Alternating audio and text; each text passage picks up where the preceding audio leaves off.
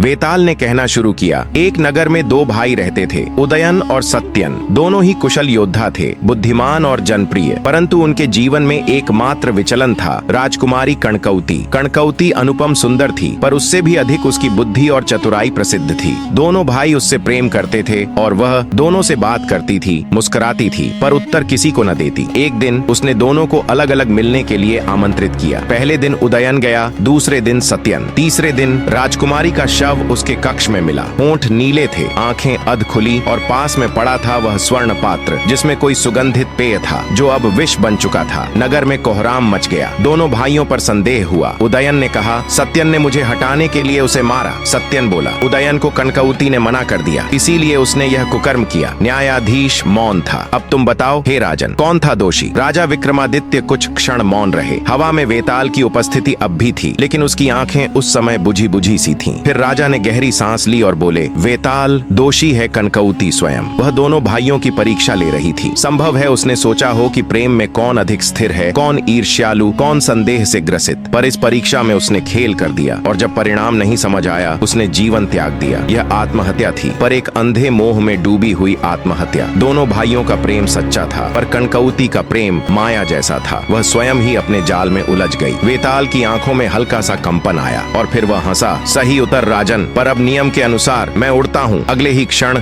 एक चिंगारी की तरह वेताल का शव राजा के कंधे से उछला और वह आकाश की ओर विलीन हो गया। पीछे छोड़ गया बस राख और एक लंबा मौन। जब राजा अगले दिन महल लौटे तो कुछ असामान्य प्रतीक्षा कर रही थी। द्वार पर वही गूढ़ साधु खड़ा था, जिसकी जटाएं अब और अधिक उलझी हुई थीं और उसकी आंखें तेज आग जैसी चमक रही थीं। उसने बिना अभिवादन के कहा, एक बार सफल हुए हो, पर अभी 11 राहें बाकी हैं। हर कथा केवल एक प्रश्न नहीं, एक सूत्र है, भैरवनाथ के तंत्र का। हर उत्तर तुम्हें एक कदम और पास लाएगा उस रहस्य के जिसे ब्रह्मा भी न समझ सके। खोजो, पहचानो और अंत में उसका सामना करो। राजा ने सीधे देखा, तुम कौन हो? साधु मौन रहा। उसने बस अपनी रुद्राक्ष की माला को छुआ और धुएं की तरह विलीन हो गया। पर इस बार कुछ रह गया। उसके स्थान पर जमीन पर एक राख का त्रिकोण बना हुआ था, जिसके भीतर उभर रही थीं अस्पष्ट संस्कृत की लिपियां।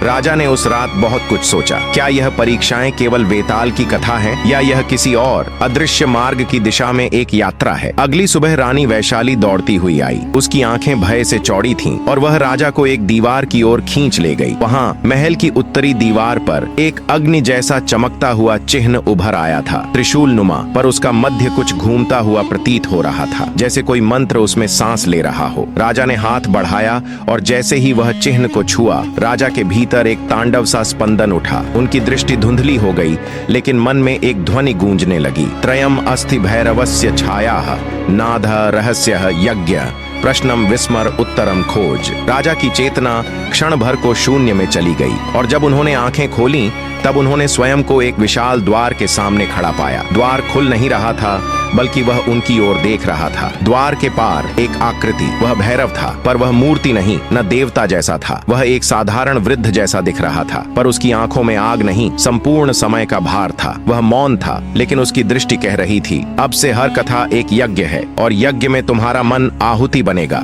राजा ने आंखें झपकाईं। वे महल में वापस थे, लेकिन अब कुछ बदल चुका था। दीवार पर अब चिन्ह स्थिर नहीं था, वह धीरे धीरे घूम रहा था। उसका केंद्र अब वेताल के चेहरे जैसा प्रतीत हो रहा था। वेताल की अगली कथा शायद भविष्य की भविष्यवाणी होगी। राजा विक्रमादित्य ने जब महल की दीवार पर उभरे उस भैरव चिन्ह को छुआ तो एक अजीब सी गर्मी उनकी हथेली में समा गई। वो चिन्ह साधारण नहीं था, उसमें एक ऐसी ऊर्जा थी जो न तो शुद्ध थी न अशुद्ध, लेकिन निश्चित ही मानव से परे थी। पल भर के लिए विक्रम की आंखों के सामने अंधेरा छा गया और उस अंधेरे में उन्हें एक चेहरा दिखा, भयंकर, आंखें लाल जैसे लहू में डूबी हों और माथे पर भस्म की रेखाएं। एक गहरी गूंजती हुई आवाज कानों में पड़ी, मैं भैरव हूँ, तुझे देख रहा हूँ विक्रम। खेल शुरू हो चुका है। विक्रम ने झटका लिया। दीवार अब सामान्य थी, मानो कुछ हुआ ही न हो, पर वैशाली भयभीत थी। यह मंत्र क्या था जो आपने बुदबुदाया? उसने पूछा। राजा चुप रहे। उन्हें समझ नहीं आ रहा था कि वे कैसे जान गए वह तांत्रिक मंत्र जिसे उन्होंने जीवन में कभी सीखा ही नहीं था। अगले दिन राजसभा में अजीब बात हुई। दरबार में बैठे एक पुरोहित ने, जो वर्षों से चुपचाप सेवा कर रहा था, अचानक एक चेतावनी दी। महाराज, भैरवनाथ की साधना अधूरी थी, लेकिन अब उसका ध्यान विक्रम पर केंद्रित हो गया है। वह आपकी आत्मा को वश में करना चाहता है ताकि आपके शरीर में प्रवेश कर सके। दरबार सन्न रह गया। विक्रम बोले, अगर उसका ध्यान मुझ पर है तो मेरा ध्यान भी उस पर रहेगा। मैं उसे उसी के जाल में फंसाकर उसकी साधना को अपूर्ण ही रहने दूंगा। यही मेरी प्रतिज्ञा है। समय बीतता नहीं, रेंगता है जब किसी को रहस्य घेरते हैं। अगली अमावस्या आ गई। विक्रम पुनः अकेले तलवार बांधकर श्मशान पहुंचे। वृक्ष पर वेताल फिर से उल्टा लटका था, जैसे वह प्रतीक्षा करता हो केवल राजा विक्रमादित्य की। राजा ने शव उठाया और वेताल ने कहा, तो चलो राजन, एक और कथा, एक और रहस्य।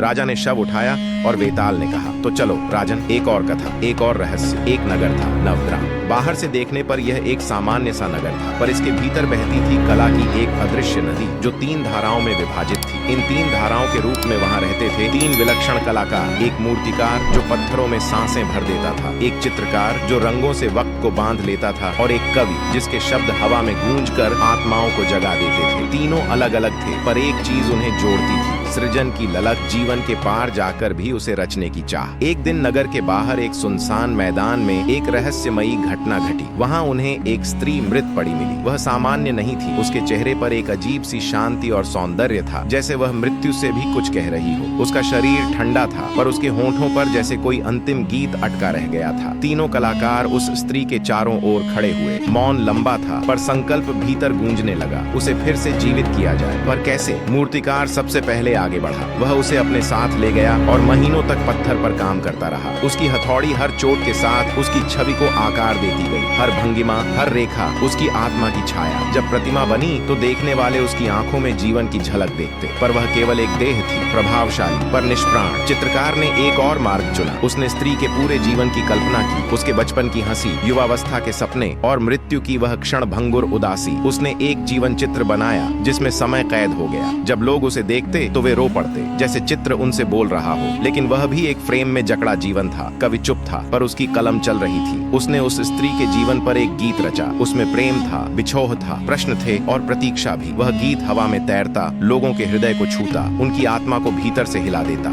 ऐसा लगता मानो मृत स्त्री की आत्मा उसी गीत में बोल रही हो। कई माह बाद नगर में एक सिद्ध तांत्रिक आया। वह अनुभवी था, उसकी आंखों में समय का गहरापन था। तीनों कलाकार उसे अपनी रचनाएं दिखाने ले गए। तांत्रिक ने उन्हें ध्यान से देखा, प्रतिमा, चित्र और गीत। फिर वह मुस्कुराया और बोला, इनमें से केवल एक रचना में आत्मा लौट सकती है। निर्णय तुम्हें करना है। आत्मा कहाँ जगेगी? अब बताओ राजन, किसकी रचना में आत्मा बसाई जानी चाहिए? विक्रम बोले, वेताल, आत्मा बसती है जहाँ भाव हो। मूर्ति में आकार है, चित्र में छवि, लेकिन कविता में भावना है। कवि की रचना में ही आत्मा को स्थान मिलना चाहिए। वेताल हंसा। तुम फिर बच निकले राजा, लेकिन अगली बार तुम्हारा उत्तर तुम्हें ही धोखा देगा। और वेताल फिर उड़ गया। विक्रम को फिर लौटना पड़ा श्मशान में। इस बार जब राजा लौटे तो उन्होंने पाया कि उनके कक्ष में वही मंत्रों की गूंज अब तेज हो गई थी, जैसे कोई अदृश्य शक्ति उन्हें साधने की चेष्टा कर रही हो। राजवैद्य ने जांच कर कहा, राजन, आपके शरीर पर भैरव चिन्ह उभर आया है। यह तांत्रिक असर है। आपको अब मानसिक साधना की भी आवश्यकता है, वरना धीरे धीरे आप स्वयं नहीं रहेंगे। अगली सुबह दरबार में एक घुड़सवार दौड़ता आया। उसने सूचना दी कि पास के गाँव में एक बालक जो मरणासन्न था अचानक उठ खड़ा हुआ, और उसने जो मंत्र बोला वह वही था जो राजा ने अमावस्या की रात बुदबुदाया था। बालक ने कहा, भैरवनाथ लौट आया है, पर वह अब अकेला नहीं है। विक्रम के चेहरे पर पहली बार हल्का संशय झलका। क्या भैरवनाथ अब दूसरों को भी वश में करने लगा है? और क्या राजा स्वयं उसके तंत्र का माध्यम बनते जा रहे हैं? राजा विक्रमादित्य उस बालक को देखकर सन्न रह गए। उसकी आंखें बंद थीं, पर होंठ लगातार वही मंत्र दोहरा रहे थे जो राजा ने अमावस्या की रात अनजाने में बोला था। एक ऐसा तांत्रिक मंत्र जो सिर्फ उच्च कोटि के तांत्रिकों को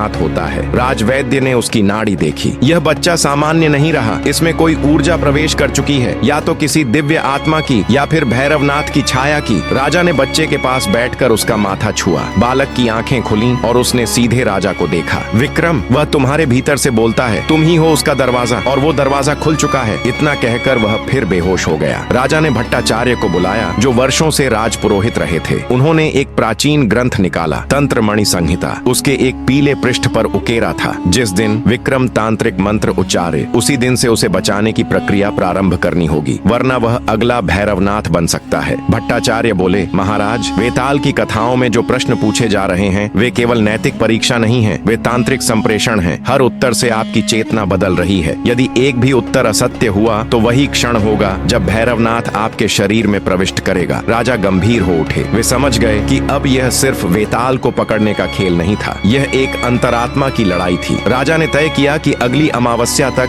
वे स्वयं भी मानसिक साधना करेंगे। उन्होंने वैशाली और भट्टाचार्य के साथ एक यंत्र मंडल बनवाया जिसमें वो रोज ध्यान करेंगे ताकि अपने भीतर भैरवनाथ की छाया को पहचान सकें और उसे रोक सकें। परंतु हर ध्यान में एक ही छवि उभरती, एक श्मशान, एक तांत्रिक अग्निकुंड और उसमें बैठा एक पुरुष, भैरवनाथ, जो बार बार बस यही कहता, तू मेरा हो चुका है विक्रम, जो तू जान रहा है वो तुझ में था ही नहीं, ये ज्ञान तेरा नहीं मेरा है। राजा एक बार फिर उसी श्मशान पहुंचे, पर आज वहां माहौल अलग था। हवा भारी थी, वृक्षों की डालियां स्थिर थीं, जैसे पूरी प्रकृति सांस रोके बैठी हो। वेताल आज पहले से ज्यादा शांत था। राजा ने शव उठाया और वेताल ने कहा, आज की कथा सिर्फ कहानी नहीं, एक संकेत है। ध्यान से सुनना, क्योंकि इस बार तुम्हारा उत्तर तुम्हारे मन को खोलेगा।